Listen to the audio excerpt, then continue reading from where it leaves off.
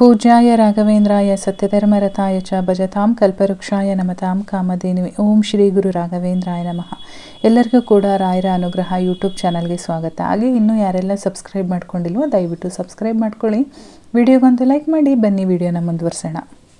ಇವತ್ತಿನ ವಿಡಿಯೋದಲ್ಲಿ ನೀವು ಮಂತ್ರಾಲಯಕ್ಕೆ ಹೋದಾಗ ಏನು ಮಾಡಬೇಕು, ಏನೇನೆಲ್ಲ ವಸ್ತುಗಳನ್ನ ತರಬೇಕು ಅನ್ನೋ ವಿಚಾರನ ತಿಳ್ಕೊಳ್ಳೋಣ.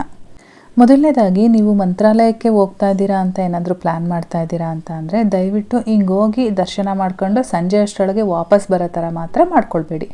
ಆದಷ್ಟು ಒಂದು 3 ದಿನ ಅಲ್ಲಿ ಉಳ್ಕೊಂಡು ರಾಯರ ಸೇವೆ ಮಾಡಿ ಅವರ ಅನುಗ್ರಹ ಪಡ್ಕೊಂಡು ಆಮೇಲೆ ಬರೋ ಅಂಥ ವ್ಯವಸ್ಥೆನ ಮಾಡ್ಕೊಳ್ಳಿ. ಇದರಿಂದ ಎಲ್ಲರಿಗೂ ಕೂಡ ಒಳ್ಳೆಯದು. ರೂಮ್ ಬುಕ್ಕಿಂಗು ಅದು ಇದು ಅಂತ ಎಲ್ಲ ಕುತ್ಕೊಳಕ್ಕೆ ಹೋಗ್ಬೇಡಿ. ಈಗ ನಾನು ಹೇಳ್ತಾ ಇರ್ತಕ್ಕಂಥ ವಿಷಯ ಅದೇನೆ. ಮೊದಲನೇದಾಗಿ ನೀವು ಮಂತ್ರಾಲಯಕ್ಕೆ ಹೋದಾಗ ಮಾಡಬೇಕಾಗಿರ್ತಕ್ಕಂಥ ವಿಷಯ ಏನು ಅಂತ ಅಂದರೆ, ನೀವು ಮಂತ್ರಾಲಯಕ್ಕೆ ಹೋದಾಗ ರಾಯರ ಆವರಣದಲ್ಲೇ ಮಲ್ಕೊಳ್ಳಿ. ರಾಯರ ಆವರಣದಲ್ಲಿ ಮಲ್ಕೊಂಡಿದ್ದಾಗ ರಾಯರು ಬೆಳಗಿನ ಜಾವದಲ್ಲಿ ಬಿಚ್ಚಾಲೆಗೆ ಹೋಗ್ತಾ ಇರ್ತಾರೆ. ಪ್ರಥಮ ಪೂಜೆ ಅವರಿಗೆ ಬಿಚ್ಚಾಲೆಯಲ್ಲಿ ಆಗುತ್ತೆ. ಅಲ್ಲಿ ಪೂಜೆಗೆ ಹೋಗ್ಬೇಕಾದ್ರೆ ನೋಡ್ತಾರಂತೆ, ನನ್ನನ್ನು ನೋಡೋದಕ್ಕೆ ಎಷ್ಟು ಜನ ನನ್ನ ಭಕ್ತರು ಬಂದಿದ್ದಾರೆ ಅಂಥೇಳಿ ಅಲ್ಲಿ ನೋಡ್ತಾರಂತೆ. ಹಾಗಾಗಿ ನೀವು ಅಲ್ಲೇ ಮಲ್ಗೋ ಅಂಥ ವ್ಯವಸ್ಥೆನ ಮಾಡ್ಕೊಳ್ಳಿ ಆದಷ್ಟು. ಹಾಗೆ ನಿಮಗೆ ಇನ್ನೊಂದು ಕಿವಿ ಮಾತು, ಯಾವುದೇ ಒಂದು ಕಾಸ್ಟ್ಲಿ ಆರ್ನಮೆಂಟ್ಸ್ನ ಹಾಕ್ಕೊಂಡು ಹೋಗಬೇಡಿ. ಏಕೆ ಅಂತ ಅಂದರೆ ಎಲ್ಲೋದ್ರೂ ಜನ ಅವ್ರ ಕೈ ಕಸಬನ್ನು ತೋರಿಸೇ ಬಿಡ್ತಾರೆ. ಹಾಗಾಗಿ ಸ್ವಲ್ಪ ಆ ಥರದ್ದೆಲ್ಲ ಅವಾಯ್ಡ್ ಮಾಡ್ಕೊಂಡು ಹೋಗಿ.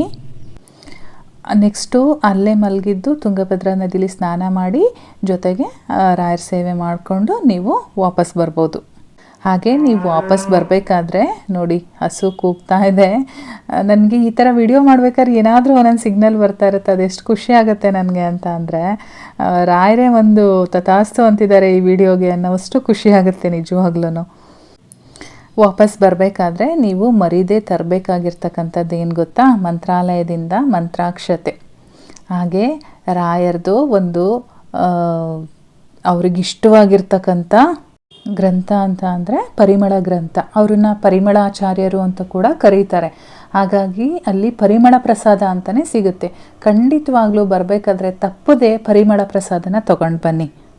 ಹಾಗೆ 3ನೇದು ಬಂದ್ಬಿಟ್ಟು ಮೃತ್ತಿಕೆ ಸುಮ್ಮನೆ ತರಬೇಡಿ. ನಿಮಗೆ ಅವಶ್ಯಕತೆ ಇದೆ, ಮನೆಯಲ್ಲಿ ಯಾರಿಗಾದ್ರೂ ಹುಷಾರಿಲ್ಲ, ನಮಗೆ ಖಂಡಿತವಾಗ್ಲೂ ಅವಶ್ಯಕತೆ ಇದೆ ಅಂದರೆ ಮಾತ್ರ ಮೃತ್ತಿಕೆನ ತೊಗೊಂಡು ಬನ್ನಿ. ಇಲ್ಲ ಅಂತ ಅಂದರೆ ನಾನೇನು ಹೇಳಿದೆ, ಪರಿಮಳ ಪ್ರಸಾದ ಜೊತೆಗೆ ಮಂತ್ರಾಕ್ಷತೆ ಇದನ್ನು ಮರೀದೇ ಇರೋಂಗೆ ತೊಗೊಂಡು ಬನ್ನಿ. ಜೊತೆಗೆ ಯಾರ್ಯಾರೆಲ್ಲ ಮೊದಲನೇ ಬಾರಿ ಹೋಗಿರ್ತೀರೋ, ಮನೆಯಲ್ಲಿ ಒಂದು ರಾಯರ ಫೋಟೋ ಬೇಕಿತ್ತು ಅಂತ ಯಾರ್ಯಾರು ಅಂದ್ಕೊಳ್ತಾ ಇರ್ತೀರೋ ಅವರು ಮಂತ್ರಾಲಯದಿಂದನೇ ರಾಯರ ಫೋಟೋನು ಕೂಡ ತೊಗೊಂಡು ಬನ್ನಿ. ಸೊ ನೀವು ಮಂತ್ರಾಲಯಕ್ಕೆ ಹೋದಾಗ ಇಷ್ಟು ಕೆಲಸನ ತಪ್ಪದೆ ಮಾಡಬೇಕಾಗತ್ತೆ. ಹಾಗೆ ಇದ್ರ ಜೊತೆಗೆ ನಾನು ಇನ್ನೊಂದು ವಿಷಯ ಹೇಳಬೇಕು. ನಾನು ಲಾಸ್ಟ್ ವೀಕು ಮಠಕ್ಕೆ ಹೋದಾಗ ರಾಯರದು ಚರಿತ್ರೆದು ಬುಕ್ ತೊಗೊಂಡು ಬಂದಿದ್ದೀನಿ. ತುಂಬ ಜನ ಹೇಳಿದ್ರಿ ರಾಯರ ಚರಿತ್ರೆ ಹೇಳಿ ಅಂತ ಹೇಳ್ಬಿಟ್ಟು. ಸೊ ಬುಕ್ಕೇ ತೊಗೊಂಡು ಬಂದಿದ್ದೀನಿ. ಪ್ರತಿ ಗುರುವಾರ ಆ ಎಪಿಸೋಡ್ನ ನಾನು ಪಬ್ಲಿಷ್ ಮಾಡ್ತೀನಿ. ಸೊ ನಾಳೆ ಮೊದಲನೇ ಎಪಿಸೋಡು ಬುಕ್ಕು ಕೂಡ ನಾನು ನಿಮಗೆ ತೋರಿಸ್ತೀನಿ ಯಾವ ರೀತಿ ಇದೆ ಅಂತ ಹೇಳ್ಬಿಟ್ಟು. ಕಂಪ್ಲೀಟಾಗಿ ರಾಯರ ಚರಿತ್ರೆನ ಕೇಳಿಕೊಂಡು ನೀವು ರಾಯರ ಸೇವೆನ ಮಾಡಿದರೆ ಖಂಡಿತವಾಗ್ಲೂ ನಿಮ್ಮ ಜೀವನದಲ್ಲಿ ಪವಾಡಗಳಾಗತ್ತೆ. ಮಿಸ್ ಮಾಡ್ಕೊಳಕ್ಕೆ ಹೋಗಬೇಡಿ ಆ ವಿಡಿಯೋವಂತೂ. ನಾನು ಕೂಡ ಅದನ್ನು ಓದಲಿಕ್ಕೆ ಕಾತರದಿಂದ ಕಾಯ್ತಾ ಇದ್ದೀನಿ, ನಿಮ್ಮ ಮುಂದೆ ಹಂಚ್ಕೋಬೇಕು ಅಂತ ಹೇಳಿ. ಇನ್ನು ಅವ್ರ ಬಗ್ಗೆ ಎಷ್ಟು ಓದ್ತಾಯಿದ್ರು ತಿಳ್ಕೊಳ್ತಾ ಇದ್ರೂ ಕೂಡ ಸಾಕಾಗ್ತಾ ಇಲ್ಲ ಟೈಮು ನನಗೆ, ಆ ರೀತಿ ಆಗಿಬಿಟ್ಟಿದೆ. ಸೊ ವೆಯ್ಟ್ ಮಾಡ್ತಾ ಇರ್ತೀರಾ ಅಂದ್ಕೊಂಡು ಇಲ್ಲಿಗೆ ಈ ವಿಡಿಯೋನ ಮುಗಿಸ್ತೀನಿ.